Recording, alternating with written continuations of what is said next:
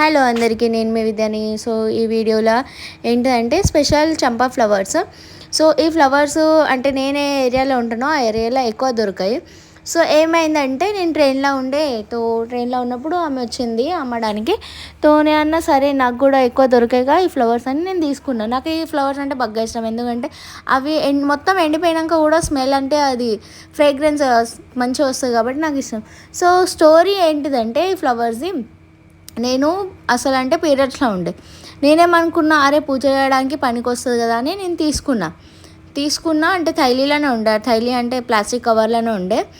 నేను ఓపెన్ చేయలే, అట్లనే ముట్టకుండానే నేను బ్యాగ్లో వేసుకున్నా. సో ఇంటికి వచ్చినాక మా ఆయన కన్నా ఈ ఫ్లవర్స్ తీసుకొని దేవునికి పూజ చేస్తారుగా, అప్పుడు మీరు దేవుని కాడ పెట్టుర్రు అని నేను మా ఆయనకంటే మా ఆయన ఏమన్నాడు, అరే నువ్వైతే పీరియడ్స్లో ఉన్నావుగా, పీరియడ్స్లో ఉన్నప్పుడు నువ్వేం ముట్టినా ఏం పనికి రాదు, అది ఫ్లవర్స్ అయినా సరే నువ్వు ఎంత ప్రేమ తెచ్చినా అని ఇప్పుడు పనికి రాదు అని నాకు అని అన్నాడు.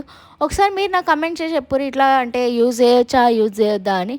నాకు చిన్న డౌట్, ఎందుకంటే నేను బ్యాగ్లో వేసుకొని తెచ్చిన, దానికి నేను టచ్ చేయలే.